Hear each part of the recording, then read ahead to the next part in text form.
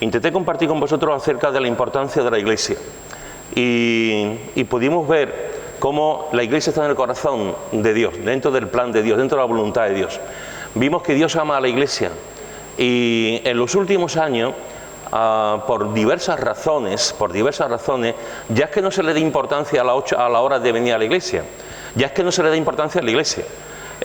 Por alguna razón, no sé si por comodidad, por los ataques del diablo, porque se baja la guardia a nivel mundial, porque estamos viviendo un cristianismo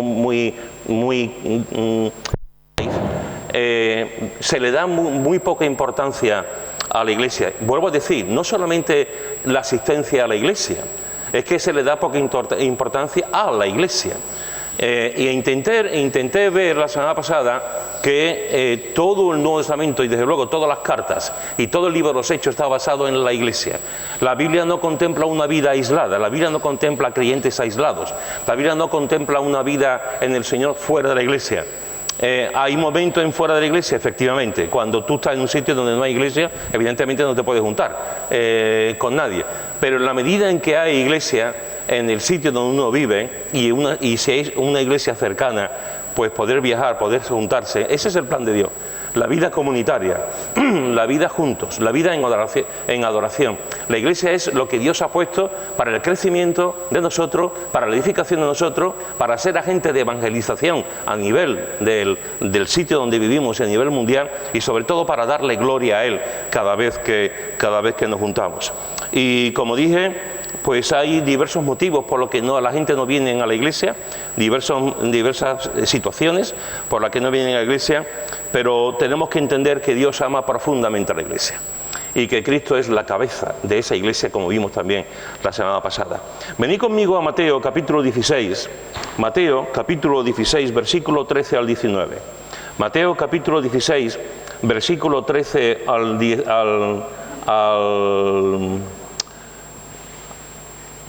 18, que dice así. Mateo 16, del 13 al 18, dice: viniendo Jesús a la región de Cesarea de Filipo, preguntó a sus discípulos diciendo: ¿quién dicen los hombres que es el Hijo del Hombre? Ellos dijeron, unos Juan el Bautista, otros Elías y otros Jeremías o alguno de los profetas. Y Jesús les dijo: ¿y vosotros? ¿Quién decís que soy yo? Respondiendo Simón Pedro dijo: tú eres el Cristo, el Hijo del Dios viviente.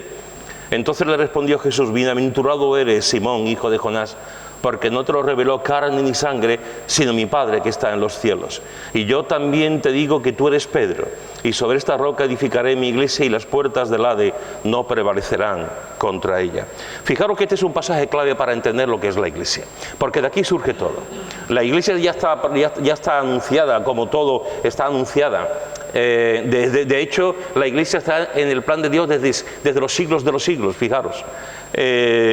Y aquí, este es un pasaje que podemos, a partir de aquí se desarrolla lo que después vemos en el Nuevo Testamento, en el resto del Nuevo Testamento, y lo que vemos después en el libro de los Hechos y en las cartas que se escriben, incluso en Apocalipsis también.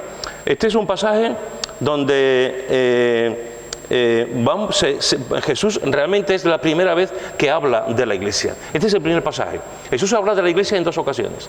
Este es el primero del que Jesús habla acerca de la Iglesia. Jesús le pregunta a sus discípulos: ¿quién dice la gente que soy yo? Como si Jesús no supiera lo que la gente sabía hacer. ¿Sabéis que a Jesús le decían glotón? ¿Sabéis que a Jesús le decían borracho? ¿Sabéis que a Jesús le decían endemoniado? Es decir, a Jesús le decían todo tipo de calificativos por predicar la verdad, por predicar la palabra de Dios.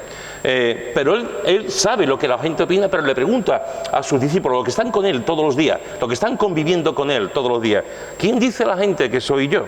Y hay gente que pensaban que era Juan el Bautista, otros que eran Elías, otros que eran Jeremías y algunos de los profetas. ¿Y vosotros? Dice Jesús. ¿Y vosotros? Le pregunta a sus discípulos. Y Pedro, el impetuoso Pedro, el profundo Pedro, el amante Pedro, dice: tú eres el Cristo, el Hijo del Dios viviente. Tú eres el Cristo, el ungido, el Mesías, el Hijo del Dios viviente. Y la respuesta de Pedro hace que Jesús lo bendiga. y hace, como he dicho, que hace que era la primera vez en su ministerio que Jesús habla acerca de la iglesia. Jesús aquí no está hablando de la iglesia local, Jesús no está hablando de la iglesia de Corinto, de la iglesia de Éfeso, de la iglesia de Utrera, de la iglesia de Sevilla. Jesús está aquí hablando de la iglesia universal. Y en esa iglesia universal donde estamos todos los creyentes, de todas las épocas, de todo signo político, de todas razas, de todos colores, esa iglesia donde hay millones y millones y millones de personas alrededor del mundo. Jesús es cuando está hablando y está diciendo lo que dice aquí. Fijaros que Jesús está diciendo: bienaventurado, feliz eres, Simón, hijo de Jonás, porque no te lo reveló carne y sangre. Esta declaración solamente ha podido venir de mi Padre. Y yo también te digo que tú eres Pedro, y sobre esta roca edificaré mi iglesia. Edificaré mi iglesia. Fijaros aquí que Jesús está diciendo que la iglesia es de su propiedad. La iglesia es de su propiedad. La iglesia es del Señor. Y creo que esta verdad no está suficientemente bien enfatizada. La iglesia siempre es de Dios. La iglesia, venga lo que venga, venga quien venga, venga como venga. La iglesia siempre es de Dios. El único dueño absoluto de la iglesia es el Señor. El único. No hay otros dueños, no hay otras cosas. El único dueño de la iglesia es el Señor. La iglesia no es propiedad de ninguna religión. No es propiedad de ninguna denominación. La iglesia no es propiedad de ningún hombre, ni de Lutero, ni de Calvino, ni de Pedro, ni de Pablo, ni de nadie. La iglesia no es propiedad de ninguna religión, la iglesia no es propiedad de ningún hombre, y la iglesia no es propiedad de ninguna nación. Hay naciones que de alguna forma su nombre va unido a la iglesia. Por ejemplo, la iglesia luterana en Alemania, la iglesia anglicana en Inglaterra, la iglesia católica en España. Dejadme deciros que la propiedad, realmente la que es dueña de la iglesia es el Señor, no es ninguna nación. No es ninguna nación y no es ningún grupo, solamente el Señor es el dueño absoluto de la iglesia. Por lo tanto, fijaros que Jesús está diciendo mi iglesia, en un sentido de propiedad, en un sentido de pertenencia. Yo soy el dueño de la iglesia, no es la religión, no son los hombres, no son las naciones, ni otras cosas, ni otras personas. Yo soy el dueño de la iglesia, es mi propiedad. Fijaros que la iglesia es de Cristo porque Él derramó su sangre por ella. Ese es el primer motivo por el que la iglesia es propiedad de Jesús, porque Él derramó su sangre preciosa por ella. Dice en Hechos capítulo 20, versículo 28, Hechos 20, versículo 28, dice: por tanto, mirad por vosotros y por todo el rebaño en que el Espíritu Santo os ha puesto por obispos, para apacentar la iglesia del Señor, la cual Él ganó por su propia sangre.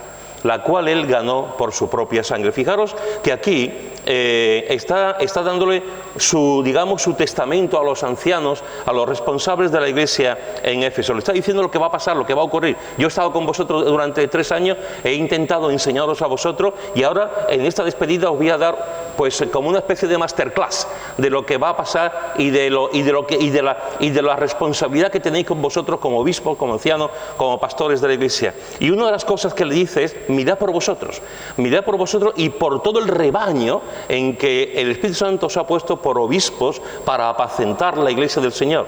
Y dice algo muy interesante: la cual Él ganó por su propia sangre.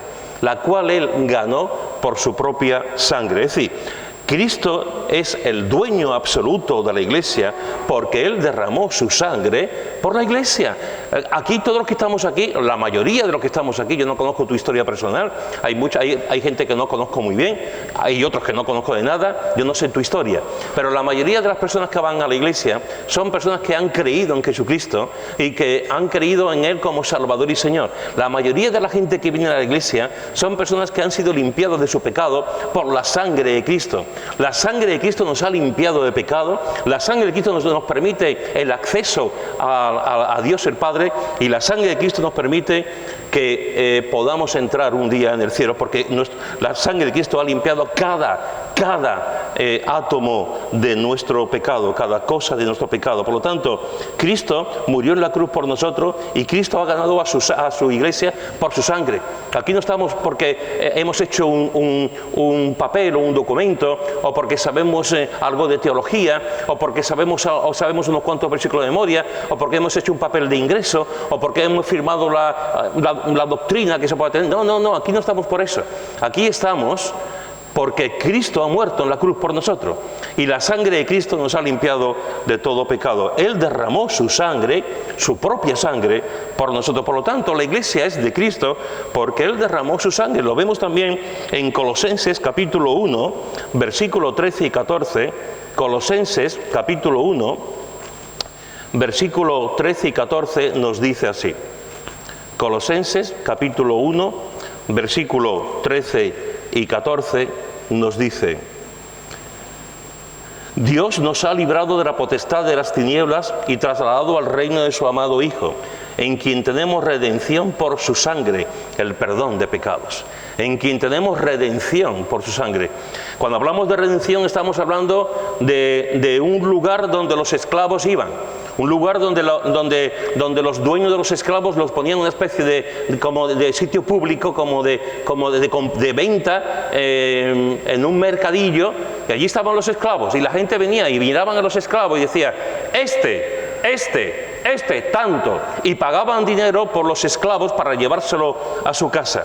Y fijaros que aquí nos dice que Jesús, al ver los esclavos, ha dicho: y el pago que ha dado no es monedas de oro, el pago que ha dado no es monedas de plata, el pago que ha dado es su propia sangre, y ha dicho: para ti mi sangre, por ti mi sangre, por ti mi sangre, y nos ha liberado del pecado, nos ha liberado de la esclavitud que todos teníamos. Eso es lo que hace Jesús con su sangre. Por lo tanto, cuando venimos a la iglesia, venimos a un lugar donde Jesús nos ha comprado con su sangre. Jesús nos ha comprado con su sangre, nos ha redimido con su sangre y nos ha bañado con su sangre. Somos esclavos de Él y Él nos ha liberado, pero seguimos siendo esclavos de Él porque nos ha comprado con su sangre. Lo que pasa es que ahora no es una esclavitud del que está obligado, no es una esclavitud del que el que tiene que hacer las cosas, es una esclavitud que nos devuelve el amor, es una esclavitud que nos devuelve la libertad, es una esclavitud que nos devuelve a ser humanos, a volver a tener una relación con el Señor. En 1 de Pedro, en el capítulo 1, 1 de Pedro, capítulo 1, versículo 18 al 20, leemos lo siguiente. 1 de Pedro, capítulo 1, versículo 18 al 20, dice: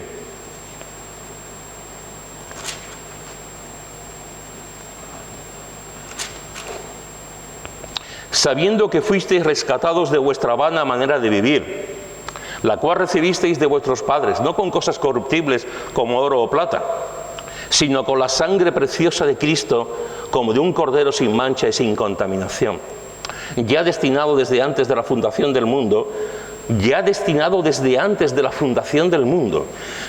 pero manifestado en los postreros tiempos por amor de vosotros. Fijaros que aquí el apóstol Pedro nos dice una cosa preciosa acerca de la sangre de Jesús, y nos dice esa palabra: la sangre preciosa de Cristo, como de un cordero sin mancha. ¿Sabéis, hermanos y hermanas? La sangre de Cristo es el mayor de los tesoros que hay. La sangre de Cristo, ya pueden ir los seres humanos a buscar tesoro, ya pueden ir los seres humanos a buscar barcos tirados en el fondo del mar para rescatar sus monedas, ya pueden ir los seres humanos a Marte para recoger lo que sea, ya pueden ir los seres humanos a donde sea para recoger los mayores lingotes de oro. No hay nada tan hermoso y tan precioso en este mundo como la sangre de Jesús. Esa sangre sí que cuesta, esa sangre sí que vale, esa sangre sí que es relevante, porque en esa sangre hemos sido limpiados. Por lo tanto, la sangre de Cristo es preciosa, nos dice el apóstol Pedro. Por lo tanto, Cristo es el dueño absoluto de la iglesia, es mi iglesia, y la iglesia es de Cristo porque Él derramó su sangre preciosa por ella. La iglesia es de Cristo también porque es el jefe supremo, es la cabeza de la iglesia. Venid conmigo a Efesios, al capítulo 1, versículo 22. Efesios, capítulo 1, versículo 22. Y mirad lo que dice. Efesios, capítulo 1, versículo 22, dice: y sometió todas las cosas bajo sus pies, y lo dio por cabeza sobre todas las cosas a la Iglesia, la cual es su cuerpo, la plenitud de aquel que todo lo llena en todo.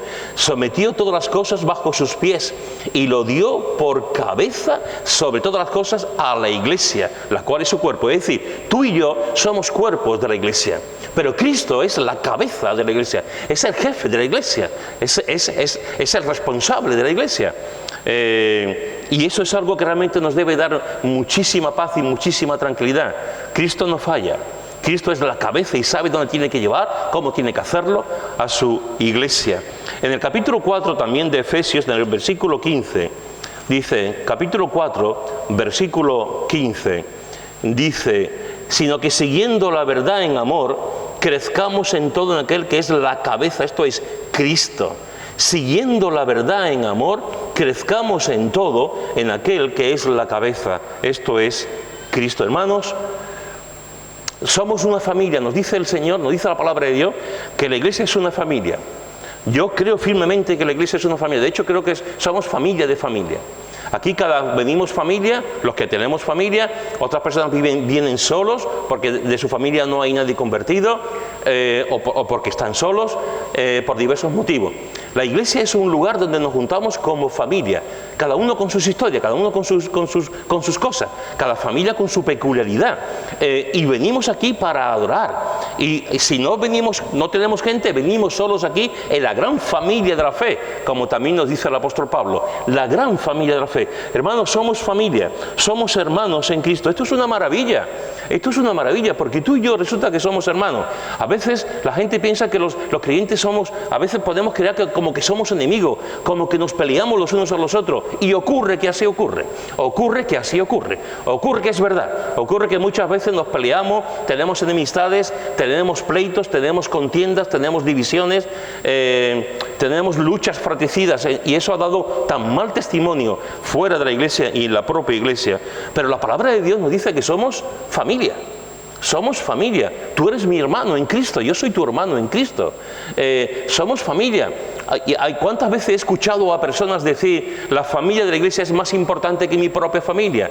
Porque mi propia familia me ha dejado solo, me ha dejado en momentos importantes, no he recibido el calor, el candor, el cariño de mi familia. Sin embargo, sí he recibido el cariño de la familia de Dios.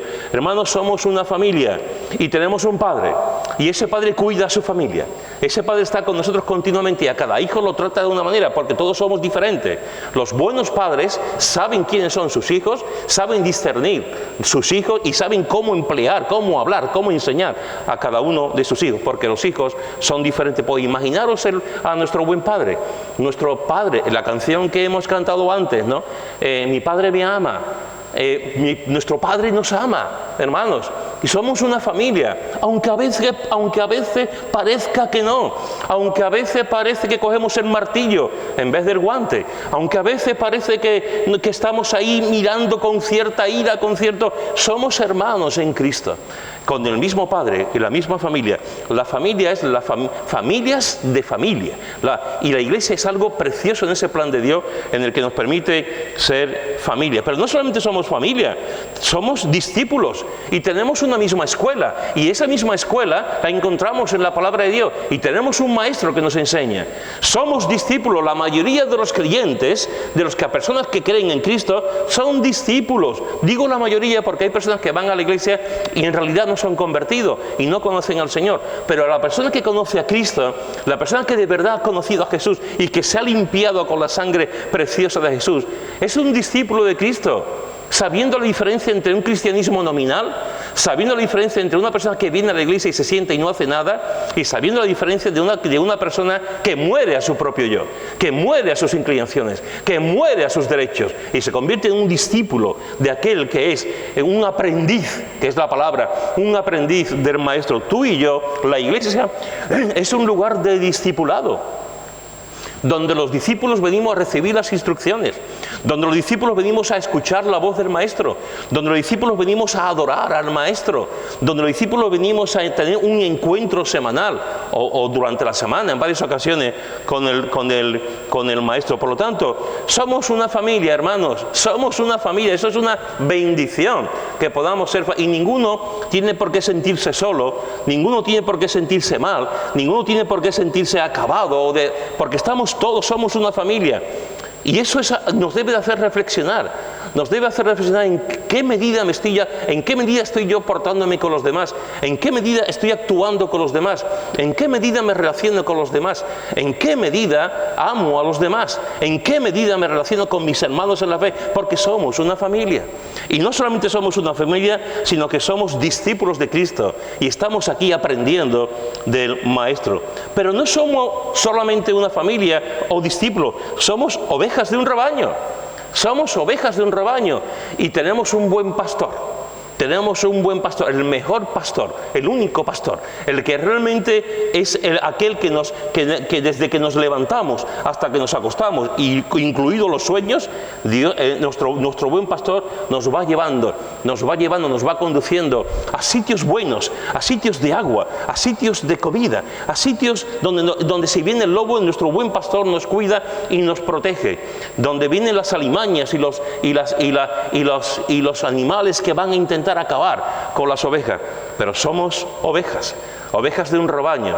Todos somos ovejas de un rebaño, y todos, absolutamente todos los que hemos creído en Él, tenemos un pastor, el precioso pastor, el único pastor, el buen pastor. No solamente somos de una familia, no solamente somos discípulos, no solamente somos ovejas de un pastor y tenemos un buen pastor, sino que somos miembros de un cuerpo y tenemos una cabeza. Esto es lo que está diciendo aquí.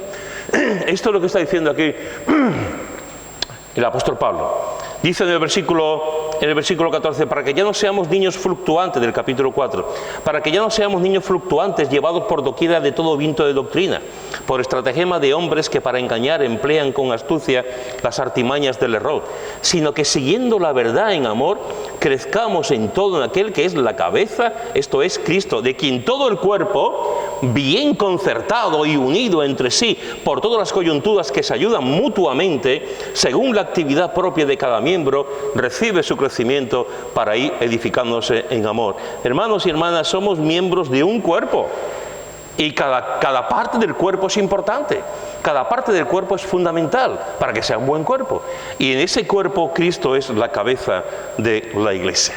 Cristo es la cabeza de la iglesia. Mi iglesia es la cabeza, la pertenencia. Él es el dueño de la iglesia. La iglesia es de Cristo porque Él derramó su sangre por ella. La iglesia es de Cristo porque Él es el jefe supremo de la iglesia. La iglesia es de Cristo, como dije la semana pasada, porque la ama. Dice en el capítulo 5 de Efesios, versículo 25, capítulo 5, versículo 25, dice: maridos, amad a vuestras mujeres así como Cristo amó a la iglesia y se entregó a sí mismo por ella. Amar a vuestras mujeres como Cristo ama. Wow. El mayor desafío que tenemos los maridos es este. El mayor desafío que tenemos los maridos es amar a nuestras esposas como Cristo amó a la iglesia. ¿Y quién es el guapo que puede decir eso? ¿Quién es el marido que puede decir: yo amo a mi esposa como Cristo amó a la iglesia?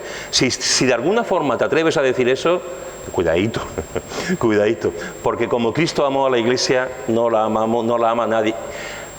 Recuerdo una vez que estaba en la consejería pastoral, que vino un matrimonio a hablar conmigo y estaban pasando una mala racha. De hecho, llevaban años pasando una mala racha.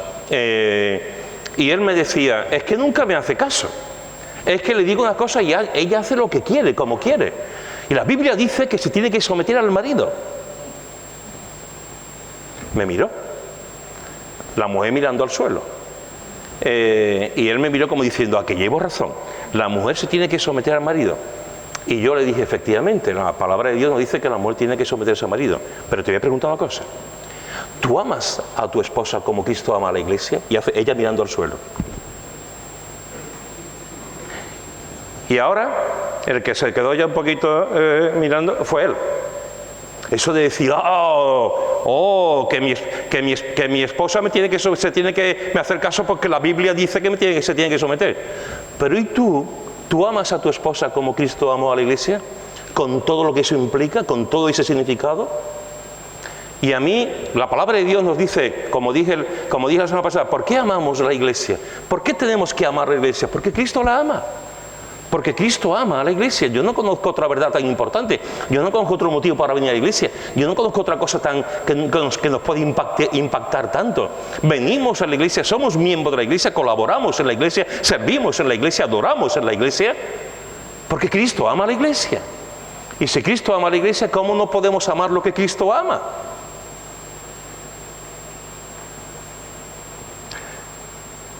La Iglesia es del Señor, hermanos y hermanas. La Iglesia es del Señor, la Iglesia es propiedad del Señor. No importa que sea pequeña o que sea grande la Iglesia. ¿Sabéis una cosa? Hay iglesias que son muy pequeñas, iglesias que se juntan 15, 20 personas, 8, 9, 10, y llevan así años y años. Yo he tenido ocasión, en un par de ocasiones he tenido el privilegio de invitarme a una iglesia, aquí en la provincia de Sevilla, una iglesia que ya hace tiempo que no sé nada de ellos, pero una iglesia que se juntaban 14 o 15 personas, llevan años. ¿Tú sabes lo que es juntarte 14 o 15 personas, 10, 12, 17, durante años? Durante años, eso es muy complicado. Eso es muy complicado porque los conoces a todos. Los conoces a todos, tú sabes que siempre se va a hacer lo mismo, tú sabes que fulanito va a presidir, tú sabes que mengadito, el pastor o fulanito va a predicar, tú sabes que se va a recoger la ofrenda, tú sabes... eso es muy complicado, pero eso es tan hermoso. Tú conoces a tu familia todos los días, tú ves a tus hijos todos los días, tú ves a tu cónyuge todos los días. ¿Te cansas? Porque si te cansas de tu familia... hay un problema, Houston, hay un problema. La familia es un lugar de encuentro, de amor. La familia es un lugar donde nos protegemos, donde nos cuidamos, donde hablamos bien de nuestros hijos, de nuestros padres. Si tú te cansas de tu familia, de tus hijos, y tú te levantas y tú dices, otra vez mi hijo aquí, tenemos un problema, tenemos un problema. Si tu hijo te levanta y ve al padre y dice, mi padre, tenemos un problema, tenemos un problema. La iglesia, aunque sea una iglesia pequeña que lleva años, yo me quito el sombrero con esas iglesias. Me quito el sombrero, me quito mi respeto, mi admiración, mi agradecimiento, porque semana tras semana, mes tras mes, año tras año, ese grupo de creyentes se están juntando. Se están juntando con fidelidad, se están juntando con alegría. Se juntan para adorar al Señor cada semana. No importa que sean 8, o que sean 10, o que sean 15, semana tras semana. Cuando una persona es tan persistente, cuando una iglesia es tan persistente, cuando gente en la iglesia es tan persistente y que se juntan cada semana, hay que dar gracias al Señor por ello. A veces pensamos que las iglesias pequeñas, son pequeñitos, algo estarán haciendo mal, no están creciendo, la gracia de Dios no está con ellos, habrá algo ahí que entorpece. Dejarme deciros que en ocasiones puede ocurrir eso, pero en otras ocasiones, en la mayoría, son personas fieles, son personas sencillas, son personas que aman a Cristo y se juntan semana tras semana para adorar al Señor en sitios pequeños, en grupos pequeños, en locales pequeños.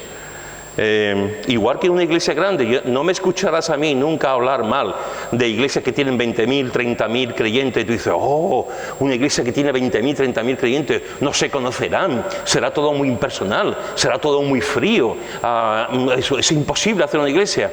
Pues una iglesia grande puede hacer muchas cosas. Puede tener cientos de programas, cientos de actividades, cientos de cosas para mujeres, para adolescentes, para niños, personas divorciadas, para evangelismo, misiones. Puede tener cientos y cientos de cosas. Y una persona que se convierte en una iglesia grande, puede tener muchas cosas que Dios va a bendecir. Pero también las iglesias pequeñas. También las iglesias pequeñas. A veces es más fácil seguir al Señor en iglesias grandes porque te sientes más motivado que seguir al Señor en iglesias pequeñas, porque en una iglesia pequeña cuando faltan 4 se nota mucho, hermanos. La iglesia es del Señor, no importa el tamaño. No importa si es una iglesia grande o si es una iglesia pequeña.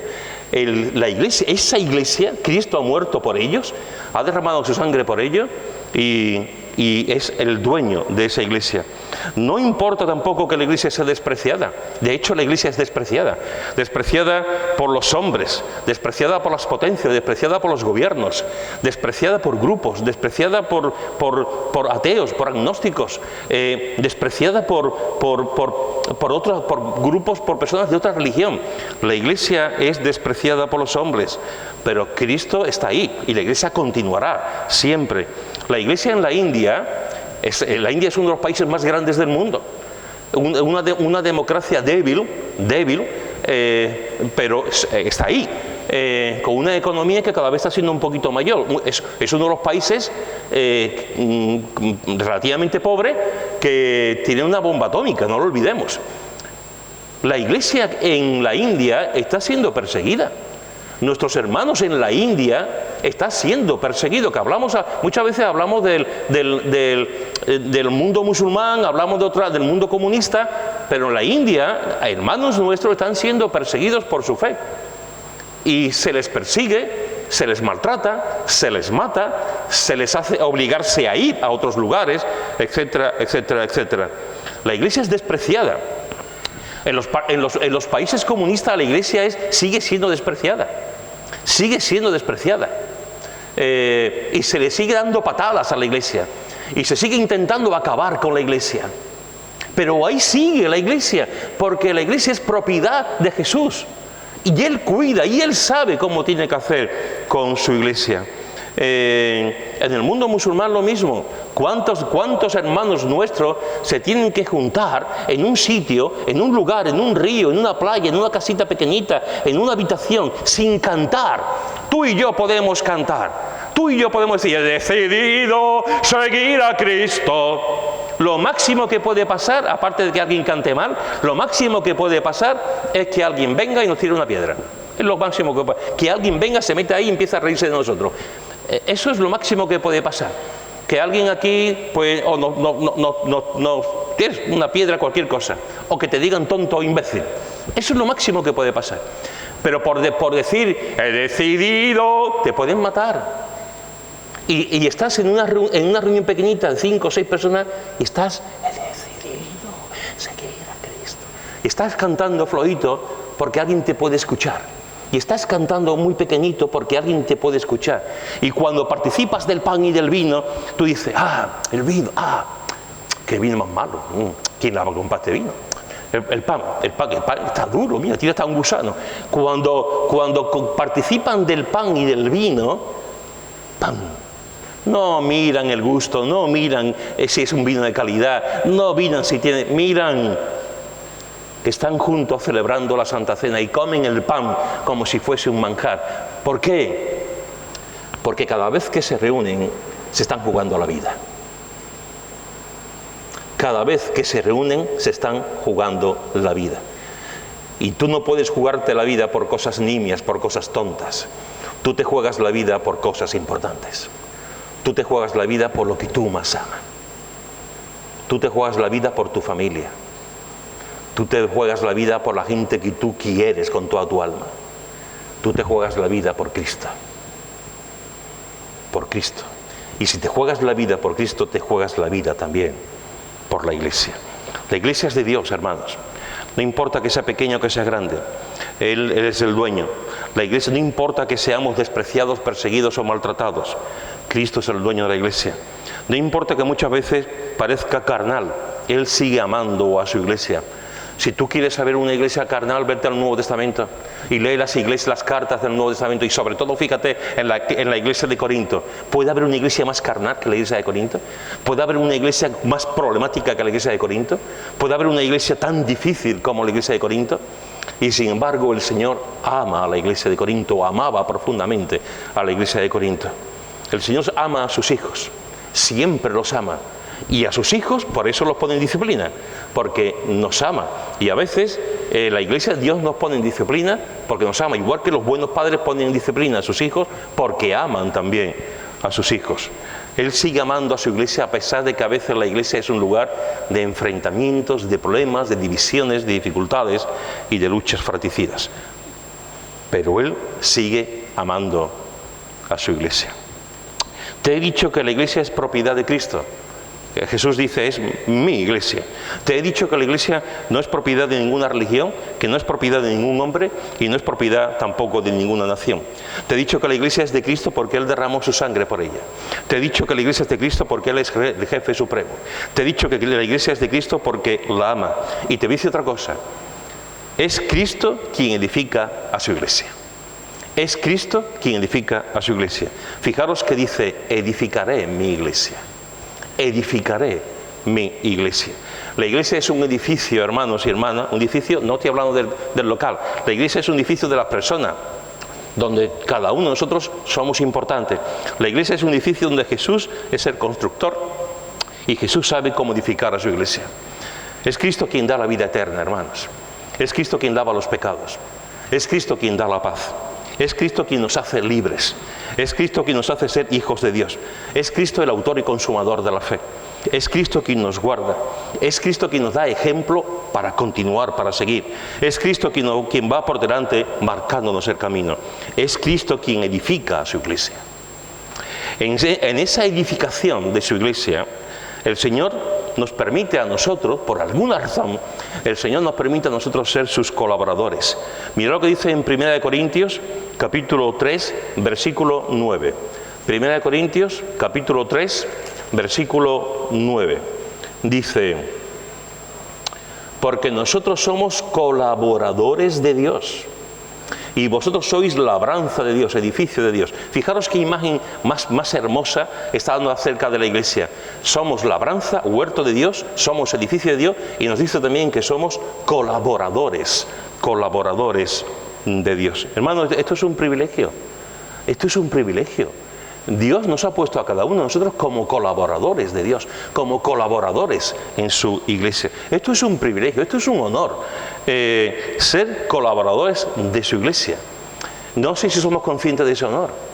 No sé si somos conscientes que Dios te ha llamado a ti, que tú has conocido, que Él te ha conocido y ha muerto en la cruz por tus pecados. No sé si eres consciente y somos conscientes de que somos colaboradores del Rey. Por eso nos da dones. Por eso nos da dones. Por eso nos da dones para compartirlo con los demás. Dice en 1 Corintios capítulo 12, 1 Corintios capítulo 12, versículo 7 dice, pero a cada uno le es dada la manifestación del Espíritu para provecho, a cada uno. Y después dice en el versículo 11, pero todas estas cosas las hace uno y el mismo Espíritu, repartiendo a cada uno en particular como Él quiere. Repartiendo a cada uno en particular como Él quiere. El Señor nos dice, tengo mi iglesia. Pero no solamente dice el Señor, tengo mi iglesia, aquí dice, tengo a mis hijos, tengo a los miembros de la iglesia, tengo a mi pueblo. Y voy a hacer que mi pueblo colabore conmigo. Voy a hacer que mi pueblo colabore. Y a cada miembro de la iglesia, a cada hermano, a cada hijo suyo, en el momento en que nos convertimos, el Señor da una serie de dones. Pero no nos da dones para desaprovecharlo, no nos da dones para inutilizarlos, no nos da dones para hacer lo que queramos, nos da dones para construir juntos a su iglesia, porque somos colaboradores de Dios. Este es un título precioso, somos colaboradores de Dios, no somos colaboradores de otras cosas, somos colaboradores del Dios que hizo los cielos y la tierra, somos colaboradores del Dios que creó, somos colaboradores del Dios que fue a la cruz a morir por nosotros. Somos colaboradores de Cristo, hermano. Él nos ha dicho, colabora conmigo. Podía haber hecho Él solo, que las piedras hablen, que los burros hablen, que las maderas hablen, pero cuenta con nosotros y nos ha dado a cada uno de nosotros, nos ha dado dones. ¿Dónde está tu don? ¿Dónde está tu don? ¿Qué estás haciendo en la iglesia? ¿Qué estás haciendo por la iglesia? ¿Estás desarrollando tu don o eres de los que no desarrollan? ¿Estás desarrollando tu don o eres de los que no participan en nada? ¿Estás desarrollando tu don para el crecimiento de los demás? ¿O no? Cada uno tendremos que dar cuenta de nuestros dones, porque para eso nos lo ha dado. Y un día, cuando a mí me llama a su presencia, Pedro Adorna, yo no sé cómo actuaré, no sé si supongo que me tiraré del suelo y quedaré blanco y sin poder hablar. Me pedirá cuenta de mis dones, igual que te lo va a pedir a ti. ¿Qué hemos hecho con los dones que Dios nos ha dado? ¿Qué estamos haciendo con los dones que Dios nos ha dado? Porque nos ha llamado a su plantilla, nos ha llamado a ser colaboradores de Dios. No solamente nos ha llamado colaboradores y nos da dones, sino que además todos nosotros en el cuerpo de Cristo somos útiles. Somos útiles. Somos útiles. Hay un momento en el que el apóstol Pablo dice: traer a Marcos, que me es útil para el ministerio. Traer a Marcos, que me es útil para el ministerio. Marcos se había ganado con mayúscula el no ser útil. Marcos había dejado a Pablo y a su compañero Bernabé, lo había dejado en la estacada. Había abandonado la obra del Señor. Y sin embargo, al cabo de los años, Pablo está diciendo: traer a Marcos porque me es útil. Me es útil. Hermano, tú y yo y tú, somos colaboradores de Cristo. Tenemos dones cada uno de nosotros. ¿Qué haces con tus dones? Y además, somos útiles. Somos útiles. Una trampa del diablo que escucho mucho es decir: yo no sé qué hacer. Es que fulanito lo hace muy bien, menganito mira cómo ora, Felipito mira cómo predica, manganito mira cómo canta, esto mira cómo sirve a los demás, pero ¿yo qué hago? Yo no sé. Eso es una trampa, porque tú eres útil.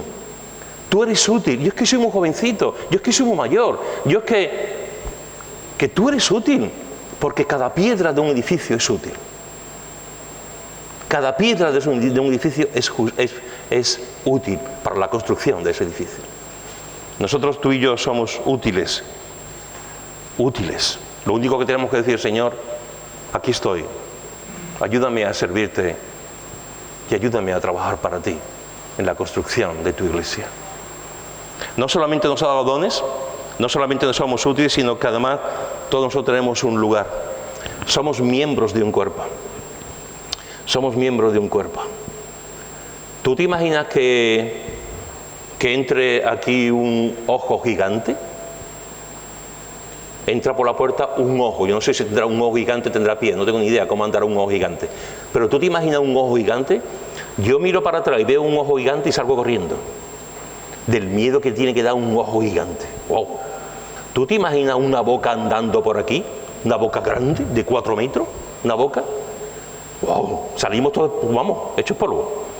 Esas son imágenes grotescas. Son imágenes que no son naturales, que no son normales. Lo que sí es normal es que tenemos uña. Lo que sí es normal es que tenemos 5 dedos. Lo que sí es normal es que tenemos cejas. Lo que sí es normal es que tenemos cerilla. Lo que sí es normal es que tenemos un corazón, el hígado, el riñón. Lo que sí es normal es que tenemos una lengua y dientes. Lo que sí es normal es que incluso tenemos lágrimas. Lo que sí es normal es que tenemos músculos que nos ayudan a reírnos. Cada parte del cuerpo es fundamental. Y no sé por qué tenemos la maldita manía de pensar que no servimos, que no valemos. Cuando todos en el cuerpo somos útiles, hermanos, y todos en el cuerpo tenemos un lugar. Si tú piensas que no tienes un lugar en la iglesia, algo estamos haciendo mal. Si tú piensas que no tienes un lugar en la iglesia, algo está funcionando mal. Porque todos tenemos un lugar en la iglesia. Otra cosa es que queramos hacerlo. Es otra película. Que queramos asumir eso y queramos formar parte y hacer nuestro trabajo en nuestro lugar. El Señor edifica su iglesia, hermanos y hermanas, y nos hace colaboradores de Él, con los dones, sintiéndose útiles y teniendo un mismo lugar. Y el Señor edifica su iglesia fundamentalmente, muchas maneras, pero fundamentalmente con su amor, con su palabra y con su presencia. El Señor edifica su iglesia con su amor, con su palabra que nos guía y con su presencia. Yo estoy con vosotros todos los días hasta el fin del mundo, dice el Señor. Hermanos y hermanas, la iglesia es propiedad del Señor y Él es quien la edifica. La pregunta es, ¿te das cuenta de que tú eres propiedad del Señor? ¿Te das cuenta de que le perteneces? ¿Te das cuenta del inmenso privilegio que tenemos de que el Señor nos permite colaborar con Él? Es un privilegio y es un misterio. Si dependiera de los hombres, hermanos, si dependiera de los hombres, la Iglesia se rompería en 1000 pedazos. Si dependiera de los hombres, en la Iglesia mandarían siempre los más poderosos. Si dependiera de los hombres, en la Iglesia no habría más que personalismos, contiendas y luchas. Si dependiera de los hombres, la Iglesia no habría sobrevivido más de 2000 años. Pero la Iglesia es de Cristo, es de su propiedad. Ha muerto por ella y Él mismo, día tras día, mes tras mes, año tras año, se encarga de edificarla con su amor, con su palabra y con su presencia continua. Termino solamente con esto. La Iglesia es de Dios. La Iglesia es de Cristo. Es mi Iglesia. Yo edifico a mi Iglesia. Por lo tanto, te digo, ama a la Iglesia. Ama a la Iglesia. Ama a tu Iglesia. Porque Cristo ama a la Iglesia y la está edificando. Amén. Si alguien quiere